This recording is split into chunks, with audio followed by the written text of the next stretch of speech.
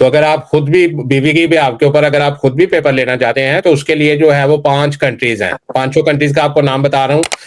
Wife का ना, मैं इधर यूके में होता हूँ, वाइफ जो है ना वो पाकिस्तान में है, तो मैं पीएसडब्ल्यू पे हूँ, अभी स्टार्ट ही हुआ है। तो वाइफ का मैं सोच रहा था कि स्टडी वीज़ा ना अप्लाई कर दूँ यूरोप का, तो सही वाइफ है, को उधर भेज देता हूँ। सही।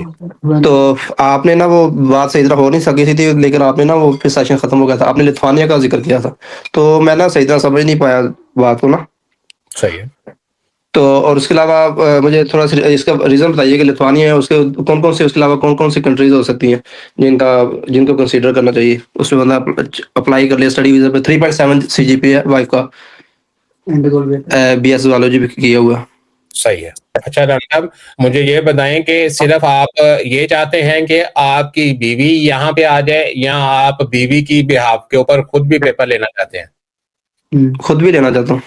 तो अगर आप खुद भी बीवी की बिहाफ़ के ऊपर अगर आप खुद भी पेपर लेना चाहते हैं तो उसके लिए जो है वो 5 कंट्रीज़ हैं। पाँचों कंट्रीज़ का आपको नाम बता रहा हूँ, जिसमें सबसे पहले जो है वो आइसलैंड है, जहाँ पे अगर आपकी बीवी आ जाती है, तो वहाँ पे स्टडी भी फ्री है। आइसलैंड, जहाँ पे अगर जी। आपकी बीवी आ जाती है, तो आप एज़ ए डिपेंडेंट जो है वो अपनी बीवी के साथ आ सकते हैं। सेकंड नंबर पे स्वीडन है, स्वीडन में भी आप अगर आपकी बीवी का एडमिशन हो जाता है, वीज़ा लग जाता है, तो स्वीडन में भी आप अपनी बीवी के साथ आ सकते हैं और आपको भी टीआरसी मिलेगा। तीसरे नंबर पे जो है वो फ़िनलैंड है, फ़िनलैंड में भी अगर आपकी बीवी का एडमिशन हो जाता है, तो फ़िनलैंड में भी आप उनके साथ यहाँ पे आ सकते हैं और आपका टीआरसी बन जाता है। इसके अलावा ये जो हैं, ये टॉप क्लास की कंट्री हैं, बड़ी कंट्री हैं, यहाँ पे जो फीसेज़ हैं, वो थोड़ी-सी ज़्यादा होंगी, थोड़ी सी मुराद 8 से 10,000 यूरो जो है वो आपकी फीस होगी। लेकिन अगर आप थोड़े बजट में यहाँ पे यूरोप में आना चाहते हैं, तो उसके लिए 2 कंट्री और हैं जो आपको यही प्रिविलेज देती हैं। एक लिथुआनिया है और दूसरी जो है वो स्लोवेनिया है। दैट मीन कि यूरोप में 5 कंट्रीज़ ऐसी हैं जो डिपेंडेंट अलाउ करती हैं on student visa in master category.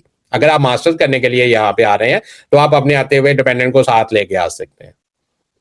और सर उसके अलावा ठीक है, मैं आपकी बात समझ गया हूँ। और उसके अलावा जो पेपर वगैरह के लिए करना है, तो वो इधर भी चांसेस है बनने के, या वो हम पुर्तगाल और स्पेन की तरफ ही जाएँगे, उधर से बैठ के अप्लाई यानी इसको?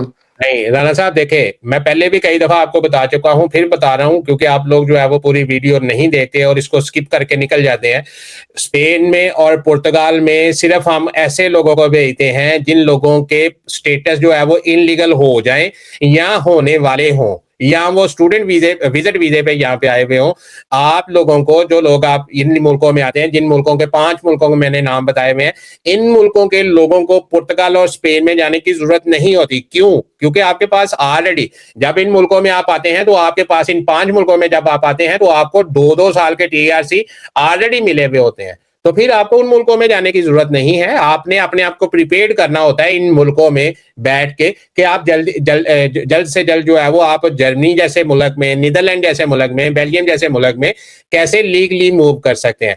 स्पेन और पुर्तगाल में सिर्फ वो बंदा जाता है जिसका वीजा या तो रिवोक हो जाए और उसके पास महीना 2 महीने रह जाए और उसने पिछले टाइम में कोई अपना फ्यूचर का प्लान ना किया हो। फर्ज करें आपको 2 साल का टीआरसी मिला है और आप जो है वो स्वीडन में आ गए हैं। स्वीडन में आ गए हैं तो अब आप जो है वो ख्वाबे खरगोश के मजे ले रहे हैं, काम पे गए, सोए, बस ठीक है। अब आपने ये हिसाब लगा लिया कि स्वीडन जो है वो अब हमारा अपना मुल्क हो गया और 2 साल बाद इन्होंने जो है वो आना है, दरवाजा नॉक करना है और उन्होंने कहना है जी कि भी राणा साहब दरवाजा खोलो तो साइन करो तो अपना पासपोर्ट ले लो। वो जो ऐसे लोग हैं जब उनका 2 साल टाइम खत्म हो जाता है, उनका टीआरसी रिवोक हो जाता है, ये लोग जो है वो बाद में ऐसे लोगों को हम कहते हैं कि आप स्पेन में चले जाएं, वहां भी जाके 2 साल रहें तो फिर जो है वो आपको वहां का पेपर मिल जाएगा। लेकिन एक बंदा जो है वो अगर आया है स्वीडन में, आते ही उसने जो है वो अपनी सेकंड ऑप्शन के ऊपर काम करना शुरू कर दिया है, उसे ये पता है मैंने स्ट्रगल करनी है, टाइम से पहले किसी के साथ कंसल्ट करना है, ऐसे लोगों को पुर्तगाल और स्पेन जाने की जरूरत नहीं होती।